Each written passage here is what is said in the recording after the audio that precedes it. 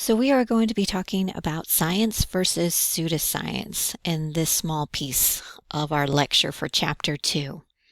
So if you think about it, our world is filled with information and misinformation. So being able to identify trustworthy science is very important today. So we're going to explore how to evaluate scientific claims and understand the difference between real science and pseudoscience, as well as explain key concepts like peer review and scientific literacy. So for this part, we're mainly going to be focusing on the scientific claim and how to evaluate scientific claims and the importance of being scientifically literate. So a scientific claim is basically a statement that asserts something is true based on scientific principles. And this claim should be something that can be tested, right? Something that we can apply the scientific method to.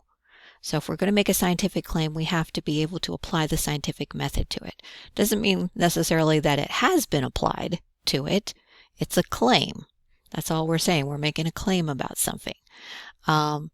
So it should be something that can be that you can conduct an experiment on, but it doesn't necessarily mean that at that point there has been experimentation. Okay.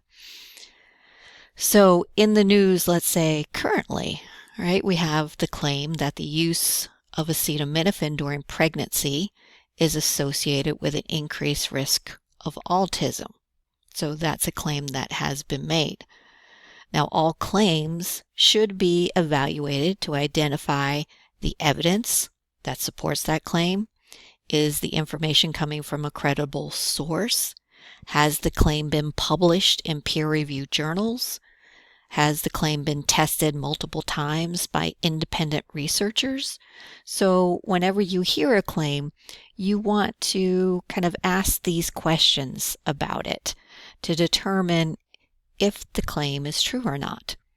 And that's because most claims we're exposed to today in the media are not true at all. So you see down here, clinically proven. What does that actually mean if something is clinically proven? It sounds like it has been subjected to scientific experimentation, but that's not always the case. A lot of these companies are doing the research in-house, and of course they want their product to succeed.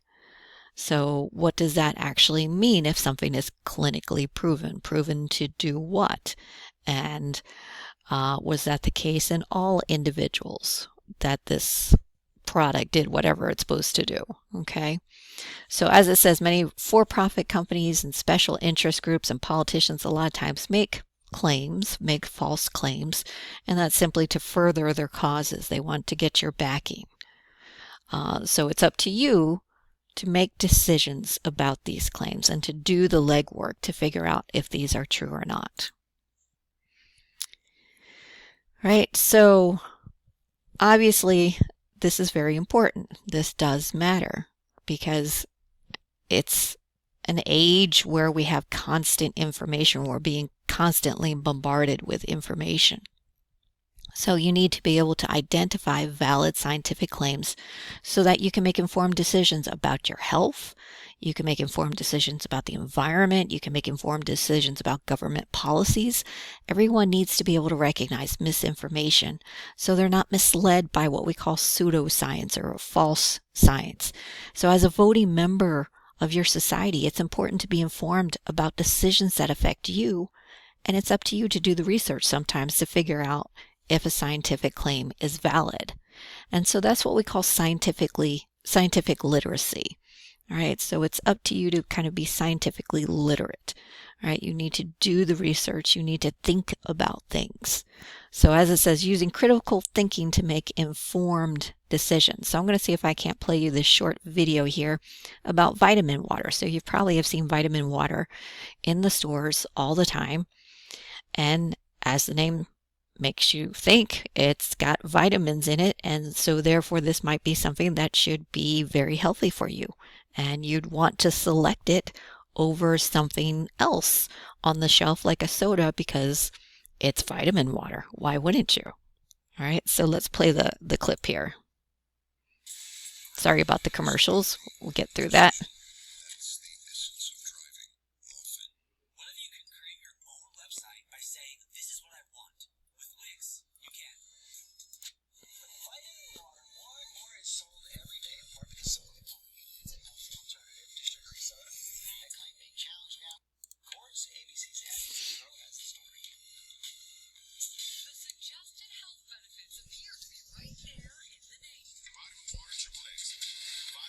Antioxidants help support a healthy mind. But this morning, one consumer group is asking if vitamin water is really as healthy as some might think. Do you think vitamin water is healthy? Yeah, of course. There's vitamins in its water. Calling it vitamin water is a lie.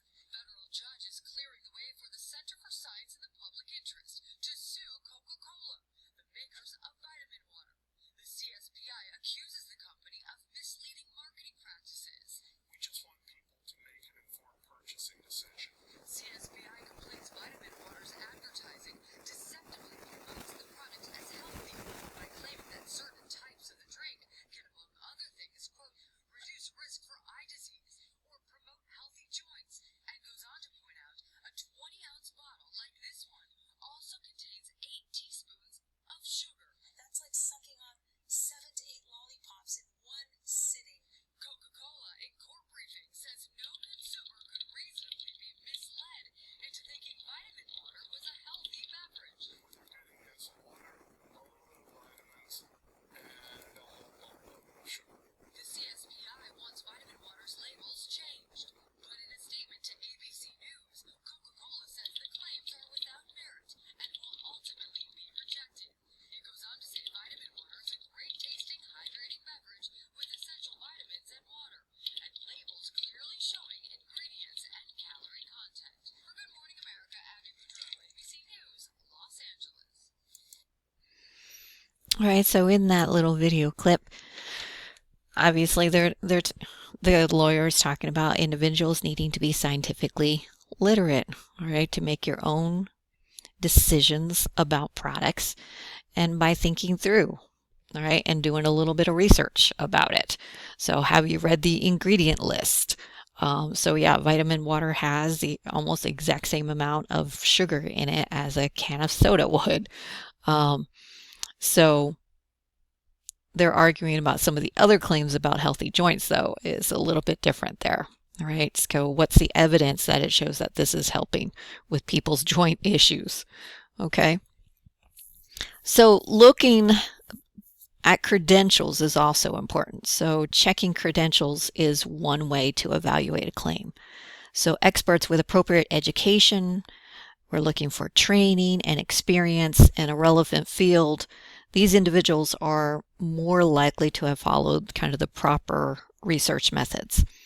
So for instance, a claim about vaccine safety made by a board-certified immunologist is going to carry much more weight than the same claim that's made by somebody who doesn't have a medical background or doesn't have a scientific background. So you always want to check credentials, and are those credentials appropriate for the claim? So they might have a PhD or they might have an MD, but is it in their field that they're making that claim? Or is it outside of their field, outside of their expertise, let's say? All right, so bias is our next one. So bias refers to a tendency to favor or lean towards a particular perspective or maybe a particular outcome or a certain way of maybe interpreting something. So it's often the way that things are interpreted are often in a way that's kind of unfair, or it may be unsupported by evidence. So in science, bias can occur in many different forms. There might be kind of selection bias, where certain data is chosen over other data because it kind of is what you want it to be, right? It's kind of what you're leaning towards. You like this better. Or confirmation bias, once again, where you're kind of looking for evidence that supports a pre-existing belief. So you're looking for evidence that just supports what you already think. So it could also be from conflict of interest. So there could be a company, let's say, that is studying the health effects of a new energy drink. But that study is being funded by the company that makes the energy drink. So obviously there's going to potentially be some bias there because they have a lot of financial interest on the line. So they want their drink to be successful, and if they can say that, sure, just like the vitamin water, that it's healthy for you, right, it could increase their profits. So if this study comes out and says it's good, then that's all the better for them. So there could be bias that way. So making money off of it, having a conflict of interest with what they're researching, having certain political or religious or ideological beliefs, these can all be part of the bias. You'll see down at the bottom of the slide that disclosure statement. So a lot of times now when scientific research is published in a peer-reviewed journal, there might be a statement that basically puts out there to the public if there is any kind of conflict of interest. So as it says the research being reported in this publication was supported by, and it tells you the source that it was supported by because they're trying to be upfront about it. They're not trying to hide something. It says the authors of this publication, right, that they might serve on an advisory board for some other thing that might be a conflict of interest while it's developing products. As it says, that's related to the research that they've reported in that journal, right? So that's trying to be very upfront, at least, and say, hey, we did get funding from this company, right? So you then get to decide if there is bias that has been introduced, all right? Instead of kind of trying to sweep it under the carpet and hide it, it's much better to be upfront about it.